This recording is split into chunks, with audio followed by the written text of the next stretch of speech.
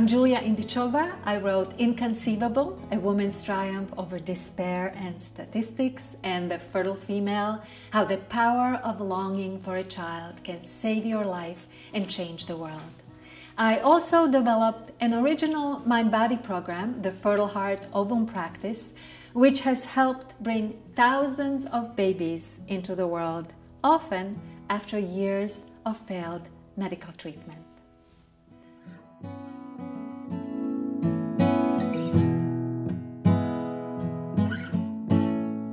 There is a beautiful story that has been making headlines recently that offers immensely useful lessons for women and men wrestling with fertility challenges and really for all of us interested in healing.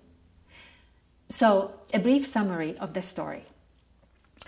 Carolyn and Sean Savage, a couple with 3 healthy children, choose to try for a 4th child using in vitro fertilization. And due to a lab error, a medical mistake, another couple's embryo is transferred into Carolyn's womb and she becomes pregnant with another couple's baby. When I read this story soon after the publication of their book, Inconceivable, yes, they chose the same title as my book, different subtitle, same title. Anyway, after reading the first few chapters of that book, I thought something is off here. Was this couple infertile? Their hormonal profile? Fine on both sides? Structural anomalies? None? Carolyn's response to fertility drugs, which is another marker of ovarian reserve? Excellent. First child? Easy, old-fashioned conception. Second child, not showing up quickly enough, so Carolyn and Sean choose ovulation induction. And again, they must have conceived quite quickly. Their 2 sons are only 2 years apart. But second pregnancy ends up with an emergency C-section. And after that, things become much more challenging. And it takes 8 years of hormone stimulants and an in vitro fertilization to deliver their 3rd child, a premature but healthy little girl that needs a month of neonatal intensive care.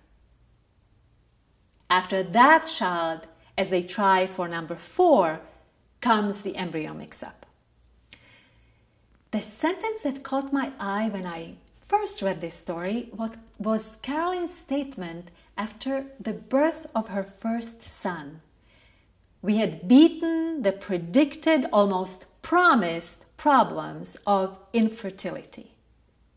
That prediction was based on a diagnosis of endometriosis when Carolyn was just a teenager.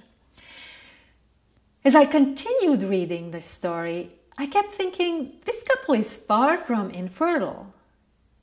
Because as I saw it, yes, there was much that called to be healed in this story. But it was not the kind of healing that could be accomplished with repeated ovulation inductions or with IVF. As it turns out, 4 years later, after the Savages hired another surrogate to carry 2 more twin daughters, Carolyn Savage makes headlines. She is pregnant with her 6th child, conceived the old-fashioned way. There are lessons here that are missing from the book, as well as from the many online sources that speak of the Savages' 6th pregnancy as a fairy tale most infertile women don't get to experience. Clearly, finding that life, providence, God is calling on you to nurture another couple's child into being is a challenging assignment. And I do appreciate the choice Carolyn and Sean made to carry the baby. I also confess that to me, they really didn't have much of a choice. Did they?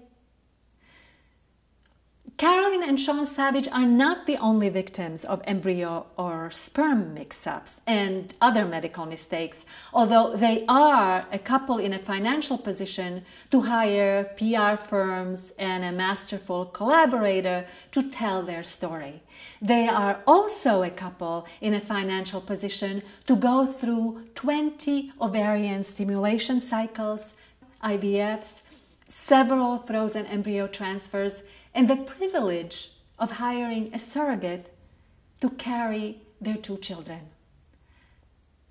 But I can't help but wonder how their story would have played out if they couldn't have afforded years of assisted reproduction. The questions I'd ask myself if I were looking to learn from this story is, how much power do medical predictions have on the patient? What imprint did the promise of infertility leave on Carolyn's teenage body? Another question that begs to be answered here is, when we get sucked into the black hole of repeated failed treatments, are we curing our infertility or are we inducing it? IVF, ovulation induction, egg donation, these are tools to be celebrated if we can use them without harming ourselves. I am deeply grateful to witness my clients for whom IVF or egg donation or embryo donation is truly the only road to pregnancy, and they use it carefully and with great integrity. But when we choose to dictate the arrival of our children, in spite of the body's demand for respite, a tool meant to help us turns into a tool that hurts us. No, it is not unusual for women in their late 30s and 40s to conceive spontaneously after years of failed medical treatment.